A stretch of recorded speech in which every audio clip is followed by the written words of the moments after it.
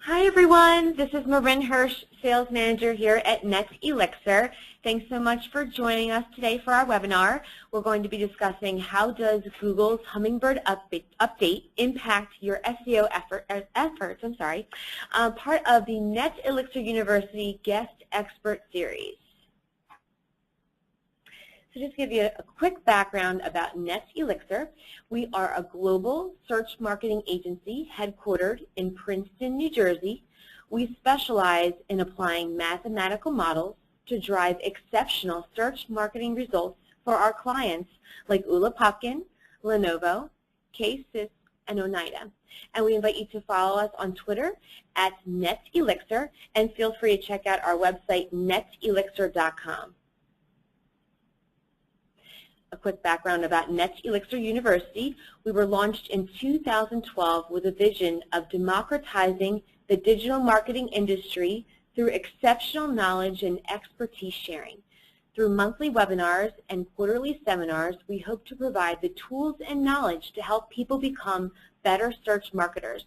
We invite you to join our LinkedIn group, NetElixir University. So our guest speaker today is going to be Stephen Pope. So a quick background about Stephen. He is the e-commerce marketing manager at Ulla Popken, a leading women's plus-size clothing retailer. He has 5+ years of experience in every aspect of digital marketing strategy and execution, and he specializes in SEO.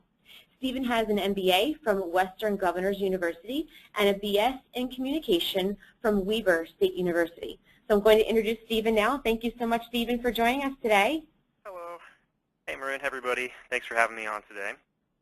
Hey, before we begin, I just want to let everybody know what it is a pleasure to work with NetElixir. I use NetElixir for my paid search campaigns, and I've been quite impressed with their agility at making changes, and quite frankly, I love their big vision of the future. So if you're looking for somebody to manage your paid search campaigns on AdWords or Bing, you should definitely check these guys out. So they asked me to tell a little bit about my personal SEO experience. I've used all the leading enterprise SEO tools, including Conductor Searchlight at my present and previous company. I've done complex end-to-end SEO implementations for multiple firms. And just a little Stephen's SEO trivia, one of my favorite projects I was working on was for a higher education company, Straighterline.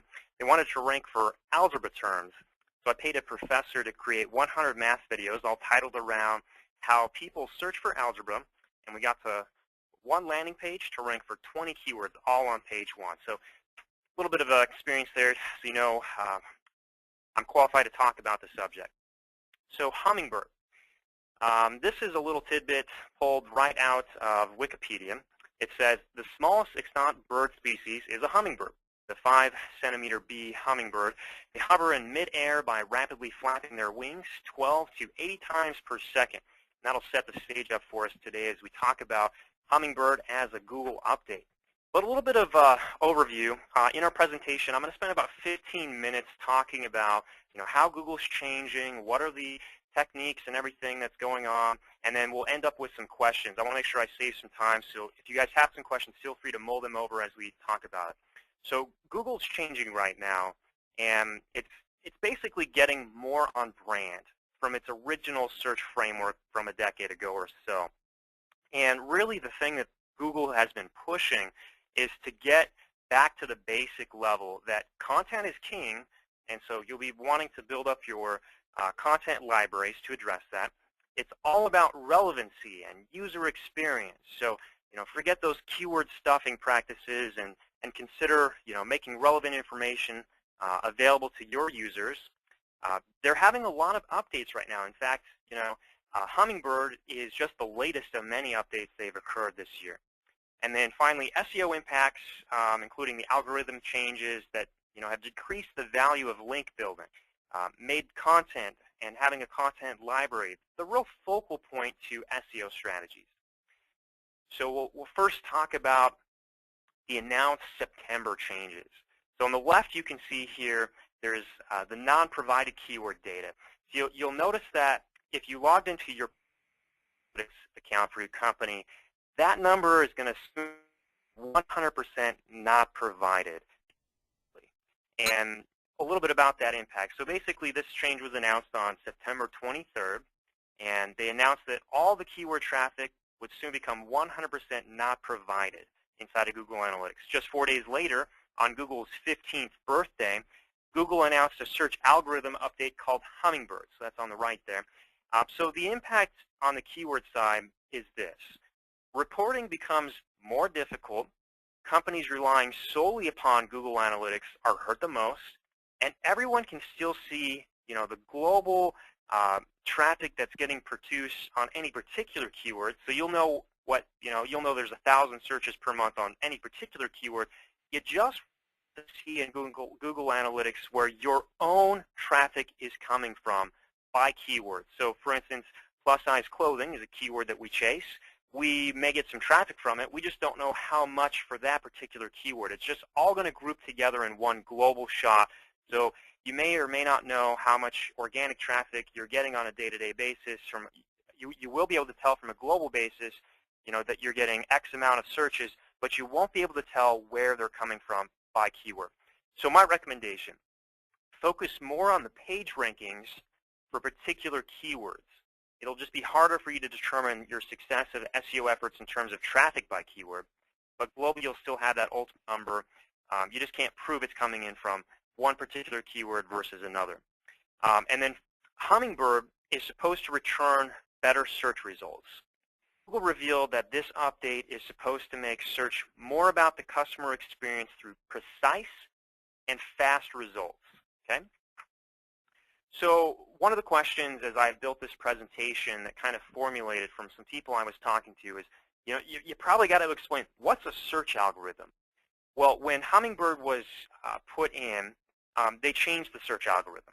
So that's a technical term for what you can think of as a recipe that Google uses to sort through billions of web page content and other information it has in order to return what it believes are the best answers. And it's all about relevancy and speed. So why is it called Hummingbird? Well, Google told us the name comes from being precise and fast. So I've highlighted here in the middle, you can see that yellow section. The question I typed into Google here is, why is Google's update called Hummingbird? You'll notice there are 3.5 million results, and they all returned in less than 0.4 seconds. So Google is increasingly making content available very rapidly. And case example here, you can see, the Forbes article on the top. What are some Hummingbird myths? Well, search is dead, right? That's not true, of course, because we're still all here. There's still people getting paid to do search, and quite frankly, Hummingbird just changes how we look at it. It just means that it's a different framework, and Google is, quite frankly, a moving target. It is increasingly difficult to keep up with them, and they'll announce their changes, and they won't tell anybody, and then search marketers are scratching their heads. I saw this big jump and spike in data, and now I can't figure out why, and then a month later they say, oh, hey, by the way, we actually released Hummingbird. And that's pretty standard practice. So over the coming years, expect that to pretty much remain the same. However, search is definitely not dead. We'll talk a lot about how content is becoming the focus, though. Hummingbird is just another Panda and Penguin update. That's also a myth, mainly because Panda and Penguin have very specific things they implemented. We'll talk about that in the next slide. But Hummingbird is a completely different ballgame. And then finally, hummingbirds hitch rides on the back of geese as they migrate south. That's just a little bit of my attempt at humor here. Of course, that's also a myth. Previous Google updates, Penguin, Panda. So Penguin deranked spam sites. Google has a thing for animal names. While these are past updates, Google does continue to do updates as part of their past Penguin and Panda patches.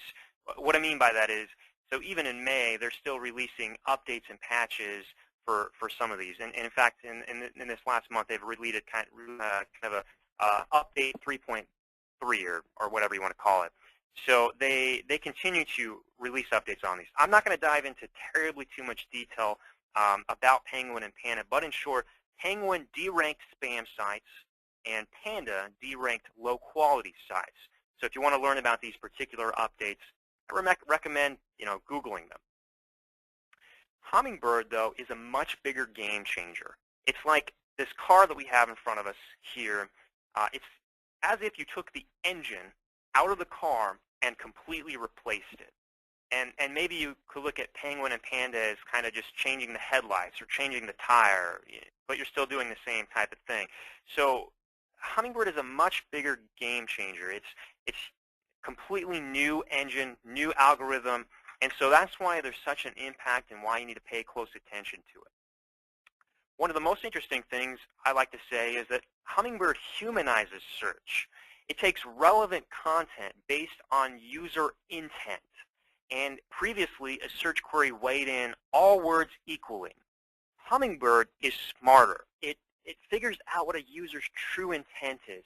And so if you're searching on a particular subject, it's going to take those words and figure out what in particular about how you're wording that is what you're truly trying to find.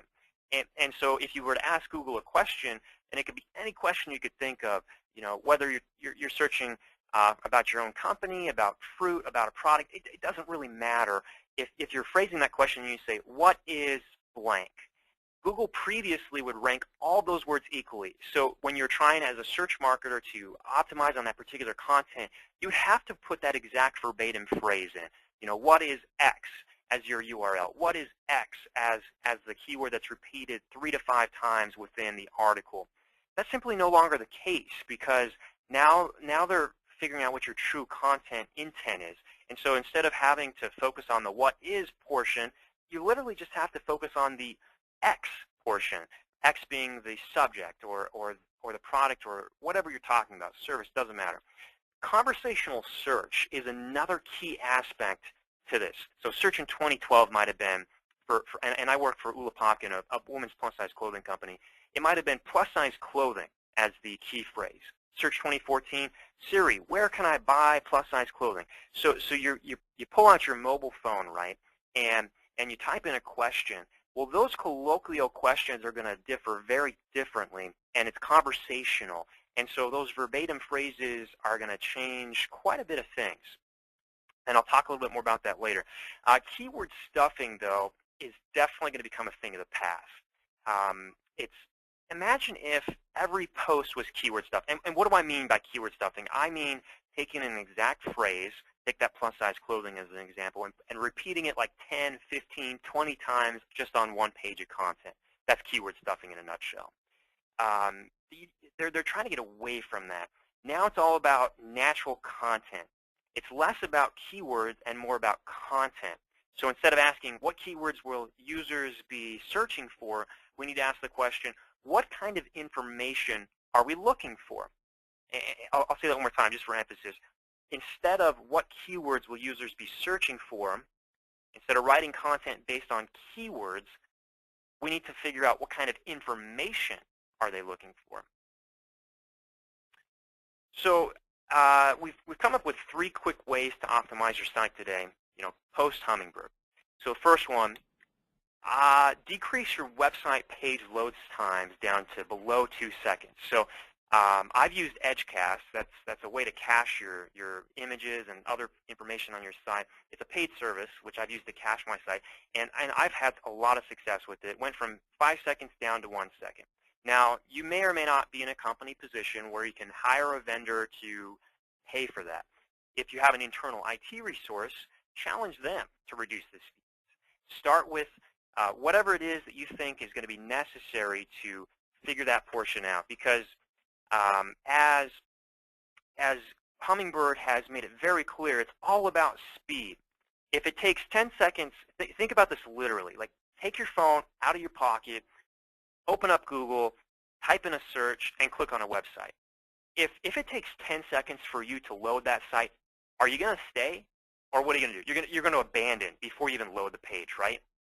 So if your web page loads in 5 seconds on your desktop, double that. That's probably what it's going to average load time speed for your mobile phone. So that's why it's super important. Get your website page load speeds down to 2 seconds, so that as mobile, which is an inevitable force in search in the future, is going to increasingly become inevitable as more people adopt the way that they use the mobile phone for searching, you're going to want to make sure that your site is up to speed. Now, if you're wondering, I don't know what the speed of my site is, you can test your speeds for free at sites like kingdom.com, and that'll give you a pretty good rough idea of where you're at. So the key things to tell your internal IT resources to look at: first, challenge them to reduce the speeds. Start with photos. These are generally the worst culprit. I would say solid 25, 35% of your load time speeds are probably based on photos. So if your home page has like 100 photos on it, it's probably going to slow it down versus having like 10. And then look at tags and pixels. And if you're not familiar with tags and pixels, those are what you use to track digitally what's going on your site. So for instance, if you have Google Analytics, there's a pixel on your site that connects the information from what users are doing on your site to Google Analytics and displays that information for you. You can create a content strategy, increasing and starting a blog production. This is the second tip for you today. And I want to qualify that by saying quality over quantity. And you want to post at least 1 to 3 times a week minimum. Google has an algorithm for search that always change it. They never tell anybody what's exactly in it, but there's about 200 different known factors that impact it. One of those 200 is frequency of content, and so you want to make sure you have fresh content on your site at all times, but also just having quality content to begin with means more people are going to engage with it, more people are going to share it on social media and be able to share those links, and that, of course, is something that Google uses, another one of those 200 things that they use to measure your success. And then each post, I still recommend focusing on keywords somewhat, at least in the interim, probably the next 1 to 2 years, and focus on 1 to 3 keywords repeated 2 to 3 times in the article. Now, in the future, that may become less relevant, but in the meantime, we still want to adhere to some of those past guidelines because they're still relevant today, even though they're moving away from them. And then finally, begin to optimize on conversational search. So content strategies can segment on mobile search queries. So if you take out your mobile phone, you're having a conversation with Siri, I fully predict that conversational search is going to segment the mobile data quite a bit. So that brings us to the ultimate question. Got content? I'm of course playing off of the got milk scene here. Here's Wolverine in front of you with a milk mustache, if you will. But if your executive team is coming up to you and asking this question, why haven't we gained any search rankings? And yet you don't have a content strategy in place, simply put, don't expect any results. We're in an information age. Customers are more informed than ever, and you have to build content on multiple fronts. Why should customers buy from you? What are the features of your product or service? Why do you think about the what do you think about the competition? And what is going on in the industry? What did your company do this week? These are just a handful of examples of hundreds of things you could write about. And as long as you know what the keywords are to write about, you just need to experiment and see what happens. And don't forget to build a subscription model in that. Send your content out to your email databases. Basic lead nurturing 101. Build a website that talks to your site, has a conversation with them, and then instead of asking, again, that question, what keywords will users be searching for, ask what kind of information are users looking for, and build content based on that. So NetElixir asked me to kind of give my personal take. So this is the kind of stuff you wouldn't necessarily hear in an article, perhaps. I think SEO is in its infancy.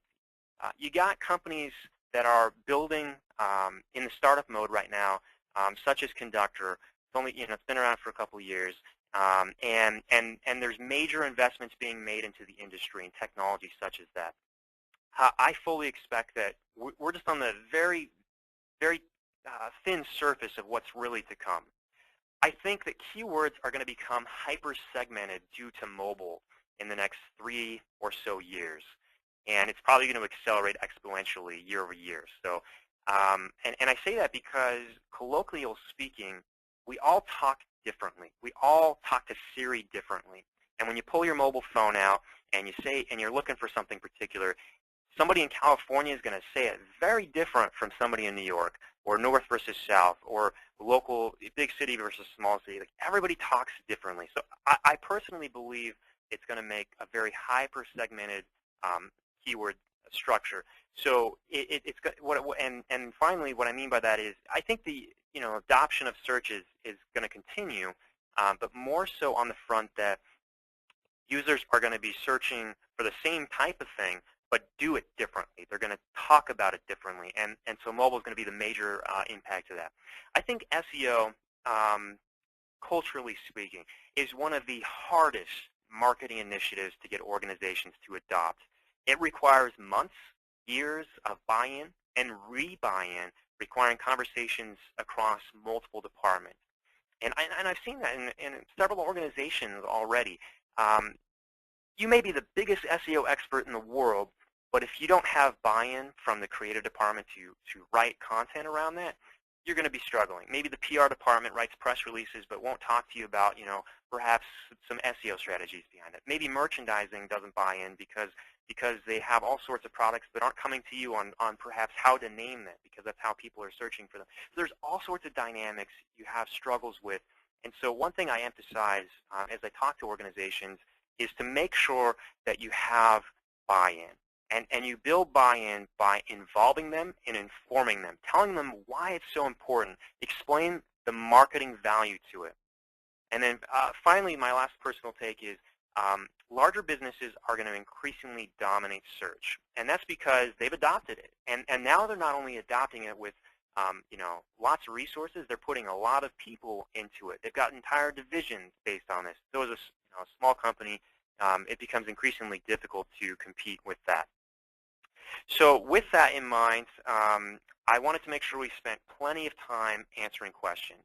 And so I'll be turning the time over to you guys to ask any SEO question you want. You can type it into the chat. You can let us know what sort of SEO questions you have. And with that, I'll kind of pass it back over to Marin to field those questions.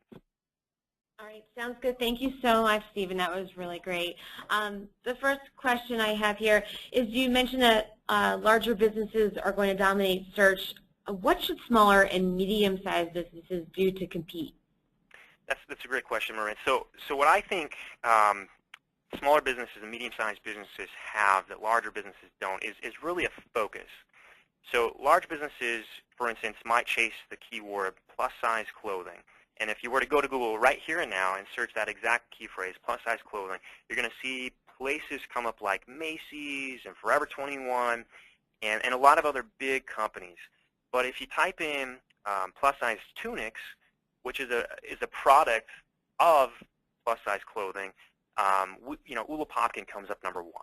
And that's because we focus a little bit more on some niche stuff, some things that may be covered or offered by other larger corporations, but it's something that we have an ability to really focus in on. So for any small or medium business, you really have to focus on what you're the best at. It's really easier to win when there's no competition. And fighting for things that are high competition, even if you're the best at it, is still an uphill battle. Okay, great. Thank you so much. I have another question for you. If keywords are less important, what focus should SEO organic folks make? And they're thinking that keywords are still important? The keywords are still important. They're just becoming less important. And in the interim, as kind of this evolves, as search evolves, you still need to keep them in there. So for instance, if you have a WordPress as a blog, there is a section to type in keywords. Still do that. Key practice, best practice 101. But the focus of the content should address more so on relevancy and the information you're providing. So you still want to put the keyword repeated 2 or 3 times in the article. That's still important. But in the next 1 to 3 years, Google is going to probably come out with an update that kind of pulls the curtains a little bit farther on this subject. They're showing us our hint now. They're telling us what the focus is. It's all about content. Content is king. Relevancy of information. And it's all about user experience. If everybody's focused on keyword stuffing, as I alluded to in the presentation, it takes away from that. So as a search marketer, yes, still put in the keywords, do all that, but make sure your focal point is not about thinking about what the customer is searching in terms of keywords. Think about what they're doing to search for information and provide that information for them. Great, thank you. Another question, is conversational search more relevant for mobile than desktop? That's a good question. I definitely think the answer is going to be yes on that. However, there's not really any data on that at this point. But my gut check is yes. However, I do think it is just as important to desktop in many regards. And building your content focused on how people are speaking, very conversationally written content is definitely going to help in that regard. Okay, awesome. Another question for you. So as e-commerce sites that sell the same products under multiple brand names, how do you avoid not optimizing for the major keywords and not individual product names? Oh boy. Okay, so that's a tough one. So multiple e-commerce sites that have similar products, is that kind of what the question was alluding to? Yes, as e-commerce sites that sell the same products under multiple brand names. So how do you avoid not optimizing that? Well, the easy answer, the non-SEO answer, is don't do that. is have each company focus on their best product. But I know that's not going to be the case, especially if for one e-commerce site. They put an additional comment for one e-commerce site. Okay. Okay, so you're going to want to make sure you have a preferred URL. So whatever you think your best landing page is, make sure that you tell Google that's the most important one. And you're going to tell Google by de-optimizing your other content. So have everything feed into that particular landing page. Perhaps that landing page has your keyword mentioned 5, 10 times, maybe not because you're writing it in the content, but maybe the URL. Maybe you're doing the H1 tag, which is the headline and behind the scenes. Maybe you're putting in the meta description heavily and all the key best practices of 101. And then avoid using that keyword on the other page content. So don't write it in the meta. Don't write it in the content. Or maybe do it, just don't do it as much. And that way you tell Google, hey, this is the page I really want to rank for this keyword for that particular product. And rank these other ones just not as high. And then that way you're still getting the best bang for your buck, best ROI, because people are still finding the best page that you want them to find. And perhaps that page is built to sell better than some of the other ones. Perhaps some of the other ones are more informational or more guiding or answer a very specific question. I hope that answers your question there. Great, thank you. Okay, so another question. Someone has one website split into two sections, U.S. and Canadian, with the same products listed. They do this to separate pricing, Canadian dollars versus U.S. dollars. Is this a duplicate content issue? If the content itself is identical, absolutely.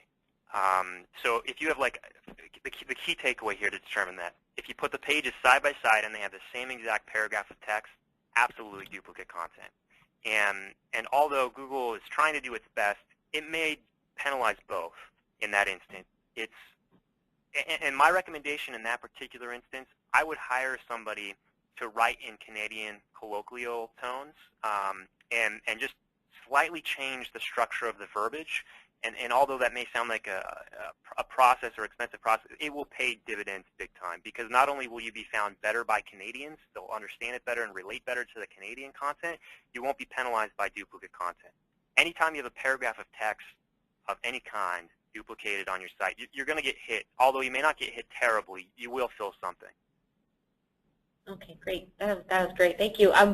We are running out of time, so I'm going to do one last question with you, Stephen. And just to mention everyone else, we got lots of questions. We'll definitely follow up with you answering them after the webinar. I apologize if we didn't get to them, but the one last one we're going to do today is, Stephen, do you see Google as slowly funneling everyone towards paid search or PPC and away from organic, given that they are no longer providing some data? And do you think that Bing and others will increase their market share? The answer to all that is probably no on the first part, yes on the second. So Google definitely is making money on organic. There is no doubt about it. But they do make a lot more money on search. No doubt about that either. And so as Google is getting in close relationships with larger corporations and everything of that nature, they have definitely focused on places that are going to make the most money. There's just no doubt about that. Do I think other search engines are going to pick up some media share? Absolutely. That's because deals are being made. And a great example of this, Safari is now doing Bing search. You may or may not have heard about that, but and then that impacts anybody who uses an iPhone. That means Safari is going to default to Bing search, and so there are small things that will pile up over time. Google is probably always going to be the major dominator for years to come, and they may not ever be taken off as the king. But yes, I absolutely believe that other search engines, although they're not as good of a search engine, they're going to focus in more for something that particular customers are more interested in. You got places that, when, for instance, current events have a major impact on this. When you had the Snowden incident occur, you had a search engine, I believe it's DuckDuckGo, where it protects your data, spike like 600% in use, and it started to, and still relatively small by any means, and whatnot. But as time goes on, Google will lose market share, but they're still going to dominate with such ferocity that it's super important. And then one last note side, I do think that they are focused on trying to make more money, and they're gonna do things, and for instance, take the data away from Google Analytics and only provide it to people who are going to pay for it. I do absolutely believe that's happening for a reason. That's great. Thank you, Stephen. This has been awesome. We really appreciate you taking the time. A lot of people have an interest in this whole Hummingbird update. So we wanted to thank everyone, including Stephen, obviously, for joining us today. Any additional questions, I am getting some to my email directly, so feel free to keep sending them to me, marin@netelixir.com, and we'll get back to you, or else you can tweet #NetElixirU. Also, we always invite you to join Elixir Marketplace and access our free SEO and SEM tools. And if you want to contact Stephen, his information is there on Twitter. So thank you so much, everyone. Enjoy the rest of your day, and we'll talk to you soon. Thanks, everybody. Have a good one.